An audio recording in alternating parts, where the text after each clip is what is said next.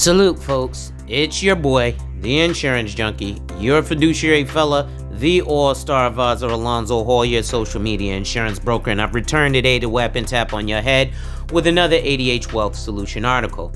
Today, we're looking at an article from Financial Times entitled "The Big Four Firms Rethink Governance After a Year of Missteps and Scandals." Before I go in, ladies and gentlemen, make sure you hit that like, drop a comment, subscribe, and hit that notification bell so you're made aware every time I release new content. And as always, share.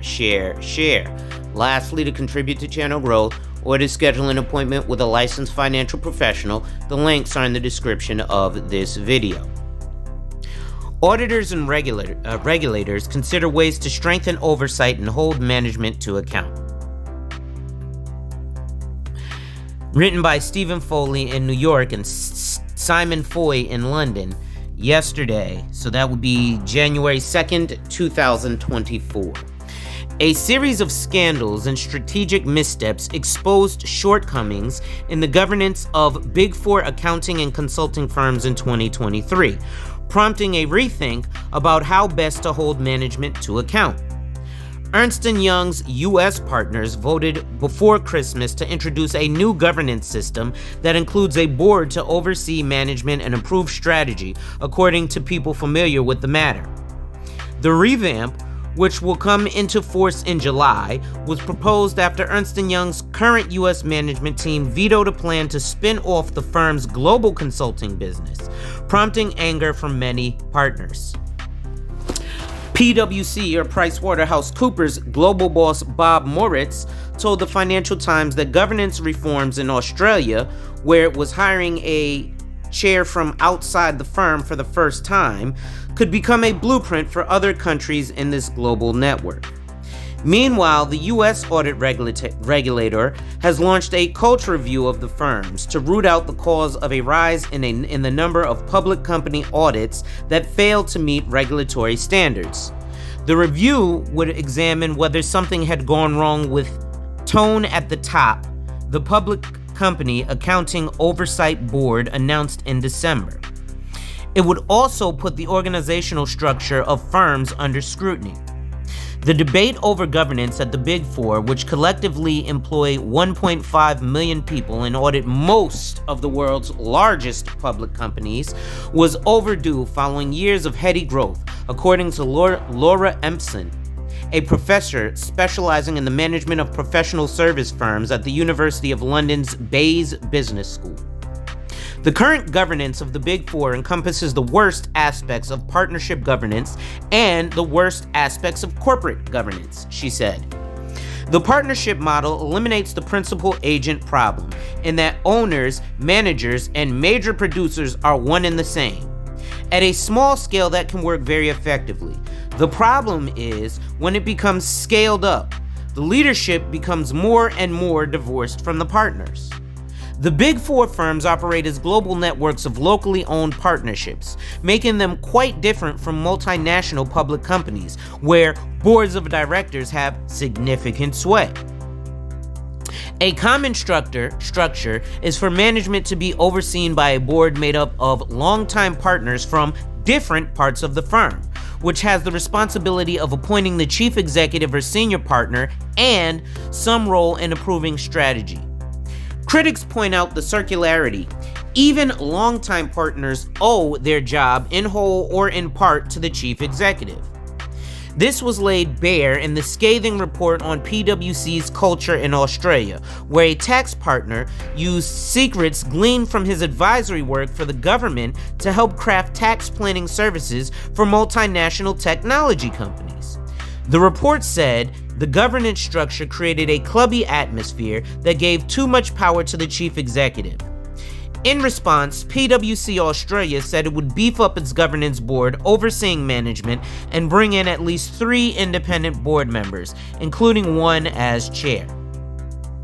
Moritz, PwC's global chair, said that he had been encouraging local partnerships to improve governance by involving independent outsiders for the past 6 years.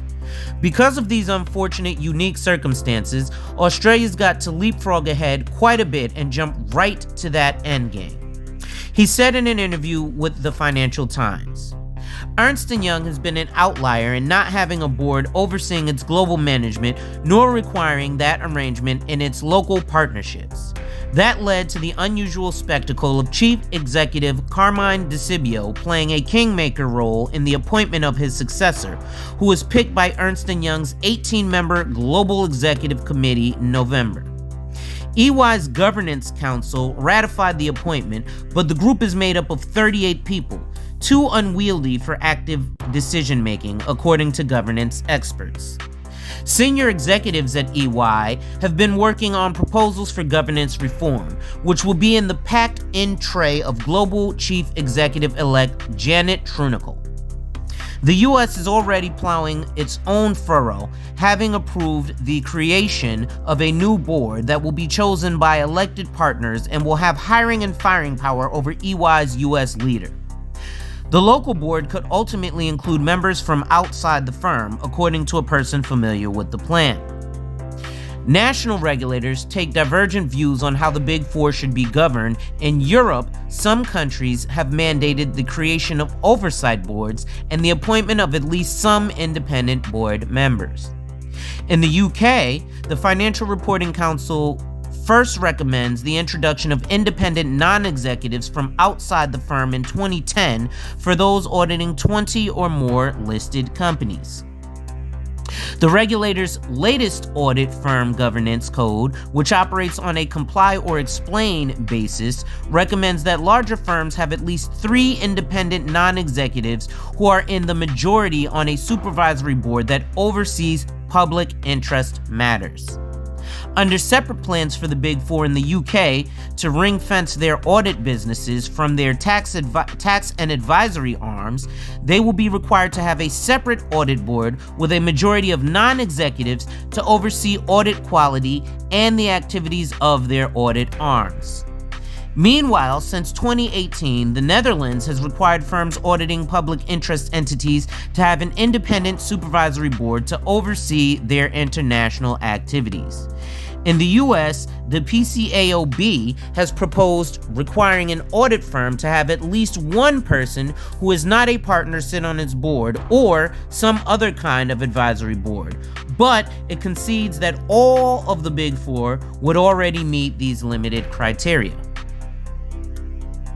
Francesca Lagerberg, chief executive of Baker Tilly International, a top 10 accounting firm by revenue, said independent non-executives were a real positive for the sector as they allowed firms to break through their own echo chamber and encourage management to question whether they were doing the same old things in the same old way.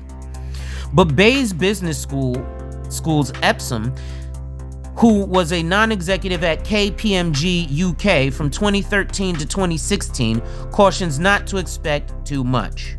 The firms haven't yet come to terms with how much involvement the non-execs need to have in order to perform the role that the regulators are expecting of them, she said. And underestimating the time and commitment of their non-execs, the big audit firms also underestimate how much they need to pay them. As a result, it is not always easy to attract enough of the right people for the job. That's going to be it for today, ladies and gentlemen. Make sure you hit that like, drop a comment, subscribe, and hit that notification bell so you're made aware every time I release new content. And as always, share. Lastly, to contribute to channel growth or to schedule an appointment with a licensed financial professional, the links are in the description of this video. With that being said, ladies and gentlemen, wipe ass. Work in progress every day and see success. And remember, folks, when people challenge you, they don't challenge you to challenge you, but they challenge you to challenge you. Accept the challenge. Salute.